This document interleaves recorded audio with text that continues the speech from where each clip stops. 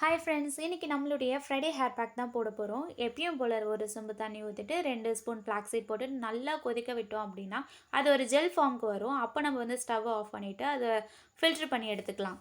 அந்த ஜெல் கொஞ்சம் நல்லா ஆறுனதுக்கப்புறமா நம்ம 2 ஸ்பூன் ஹைபிஸ்கஸ் பவுடர் சேர்த்துக்கிறோம்.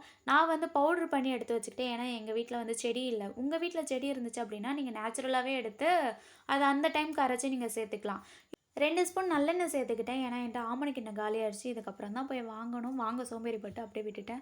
நல்லா கலக்கிறன்ற பேரில் பாதிக்கு பாதி கீழே ஊற்றிட்டேன். ஹேர் பேக்கை நம்ம தலையில் அப்ளை பண்ணிவிட்டு 15 மினிட்ஸ் கழிச்சு நம்ம ஹேர் வாஷ் பண்ணிக்கலாம். எப்பவும் போல் வந்து ஷாம்புவை தண்ணியில் நல்லா கலக்கி தான் நம்ம போடணும்.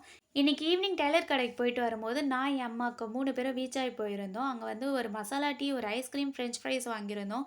ஃப்ரெஞ்ச் ஃப்ரைஸ் வந்து செம்மையாக இருந்துச்சு. 50 ருபீஸ்க்கு ஒரு பிளேட் ஃபுல்லாக எடுத்துகிட்டு வந்து கொடுத்தாங்க.